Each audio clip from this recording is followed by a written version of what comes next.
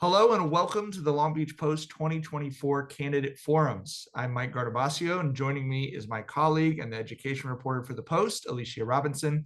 The Long Beach Post, the city's largest nonprofit newsroom, has held these forums in the past to help voters like you get more familiar with the candidates and hear where they stand on the issues. These forums and other election coverage can be found at our elections website, which is lbpost.com/elections. Today, we have candidates for this city's second school board seat joining us. The incumbent, Eric Miller, was scheduled to join us and canceled shortly before our scheduled recording time. We are proceeding with an abbreviated Q&A session with his opponent, Jelene Tatum, longtime LBUSD parent advocate and involved community member. The candidate will have 2 minutes and 15 seconds to respond to questions. The timer will be visible for them to help keep track of that. And if Jelene goes over, then Alicia and I will hop in and let her know that she did that. But to open, Jelene will have 2 minutes and 15 seconds for an opening statement. So Jelene, tell us what makes you the most qualified person for this seat. Well, to begin, thank you for this opportunity. I'm really excited and very nervous at the same time. Yet I am Jelene Tatum. I'm a Long Beach parent, business owner, and education advocate. I have been involved and connected with the community for nearly 2 decades. I am running for the Long Beach Unified School Board because I believe that we need a community voice, someone that is going to put our children first over politics, someone who is going to lead with integrity and accountability, and I believe that that is me. I plan on supporting, first of all, the vision that Long Beach Unified has already implemented in the district, the 2035 vision. Yet in that, I also plan on pushing for policies that are going to support tools and resources to better support our children, such as an increase in school counselors, better visibility and access to resources, academic resources. And something that is very crucial is communicating with constituency, with parents, with our community stakeholders, with constituents, whether they have children or not children, and our educators. All right, thank you very much. First question, what would your first priority be as a school board member if you win the election? And sort of specifically what I'd like to know is, what do you feel the district needs to be doing differently than it's doing right now? So you get elected day one, you walk in and they say, what do you think we're not doing a good enough job as? What would your top priority be on that first day? Day one, the policy that I would push for a policy, and the policy would be to increase school counselors to make sure that they meet the recommended numbers that are set by the California School Counseling Association, and that Long Beach Unifies implements a policy to ensure that there's counselors across the district. For our 64,000 students currently, there are only about 120 school counselors. Long Beach Unified will say that there's 146, which is not completely accurate because they're also including social workers and people that work in the counseling, the resource centers, but those are not academic counselors. We have school sites that have counselors that are carrying caseloads of up to 700 students. For those of us who've gone through public schools and have had to utilize school counselors, we know that they are one of the greatest assets that you could have in order to be able to not only navigate through the public school process, but prepare our students for college and career. Our school counselors are overburdened right now. From stress, even having responsibilities that are not necessarily in alignment with counseling, such as being visible or available on the campus during, say, a recess, instead of actually serving our children. So that would be day one. Okay. So the next question is, let's see, you have been critical of some of the school board's decisions, but obviously if you're elected, you would be one vote on the board. So how would you try to work with the other board members to either find compromises or build consensus for your ideas? Well, I would lean into the data and the facts. If I have to go against something that is not in alignment with the data and the facts, then that will be the vote that I put forward, period. Unfortunately, I think that some of the decisions that are being made by the school district are personality driven at times, or even coming from staff with limited input from the board, where the board is not actually knowledgeable of what they are voting on. They just kind of go along with it. So I believe I'm very capable of collaborating. I believe that I'm capable of consensus. Once I win, I plan on learning, first of all. So I don't plan on going in there like a bull in a China store, trying to turn everything up, because there's going to be a lot of processes. And I also know that there's laws, there's policies, there's different things behind some of the decision making. And it's not that I don't agree with the decision making. What I don't agree with is that they're not properly educating the community on why they're making a decision. So what I will push is that, okay, we can make this decision, but let's inform people why this is the best decision, not just do a unanimous vote. Okay.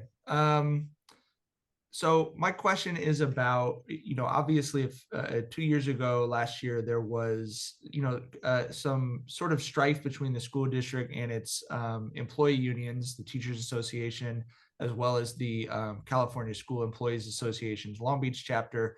And I know that you were there and spoke at some of those meetings. How would you manage the relationship between the school district and its employee unions, or what do you think you would do sort of differently? Wow, that's that's a tough one. Unfortunately, I believe that our associations that are representing the teachers and the non-certified employees have become too political, and that some of the decisions or lack of decision making is because it's tied up into the politics of things instead of truly serving those that they are supposed to serve.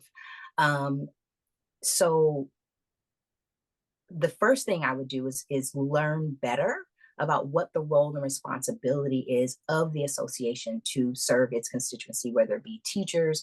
And I would just encourage them to lean into their own bylaws and mission and vision. And I believe that once that's done, that when it comes time to making decisions, whether it be salary increases or changes in positions and priorities, that I believe that it'll be a given. I believe that it'll actually happen. I out there walking the campaign trail, connecting with people, I've knocked on quite a few teachers' doors, and they are not happy with their representation right now. Over the last few years, I've supported teachers who have had challenges with their bargaining unit right now. So internally, I think that there's some challenges that are going on, and I'm disappointed that they're spending more time and more money and effort into politics. I mean, I hope this is okay for me to share.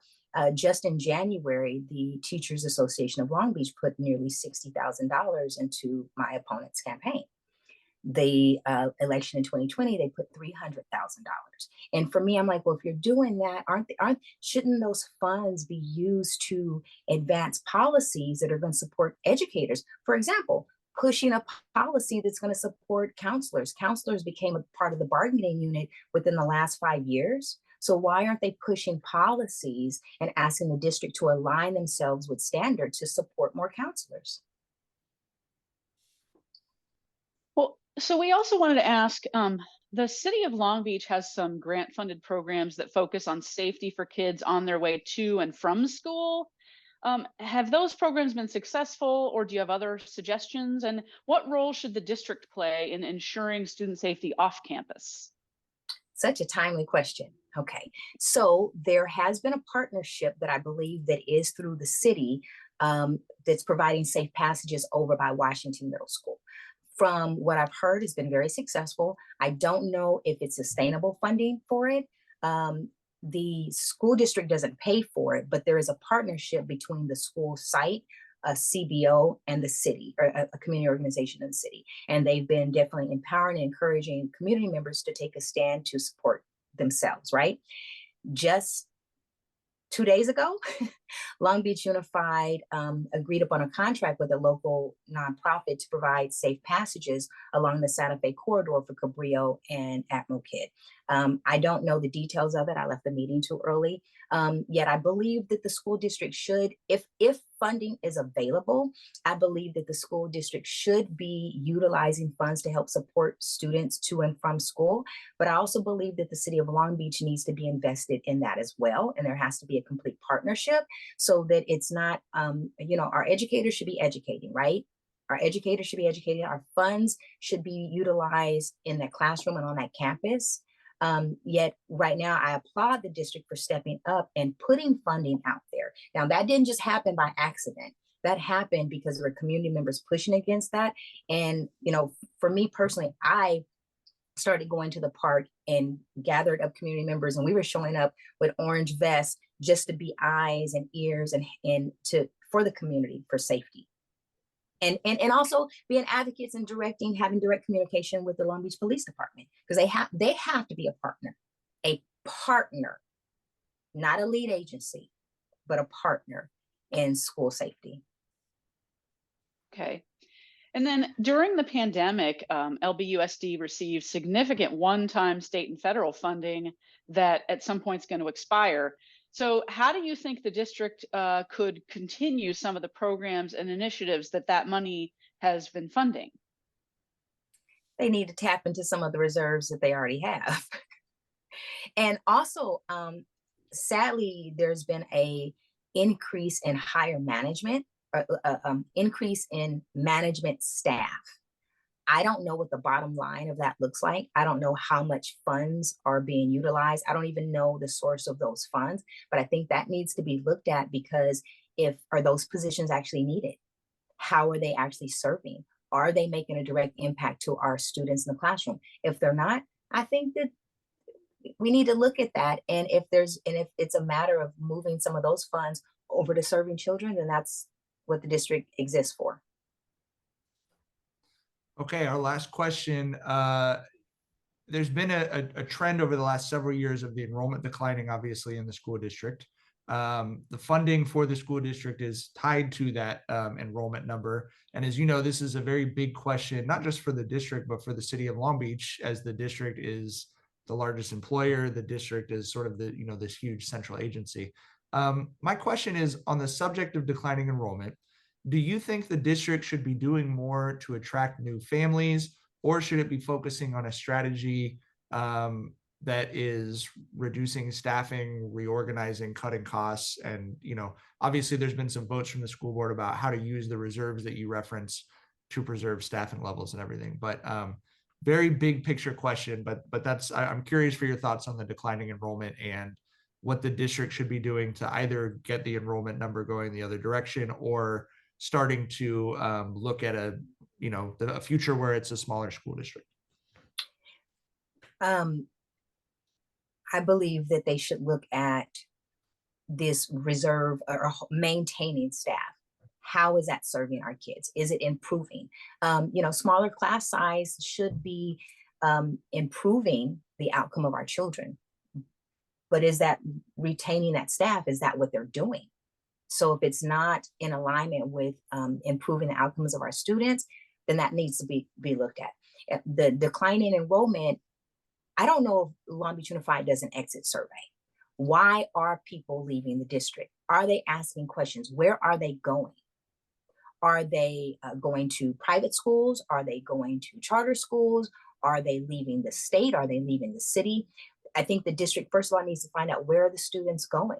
And then I think that'll help. And then when we talk about partnership, the city, if there, we know that there's increase in rent. We know that there's some things that are going on within our city. They need to be dealing with that, right? The population. Yet I've talked to parents who have moved their children to neighboring districts because they think the quality of education is better. But again, how is the district going to know that if they're not surveying them? So I think to begin with, they need to survey. And then they also need to think moving forward, they're going to have to reduce some of the staffing. And people are not going to like this comment.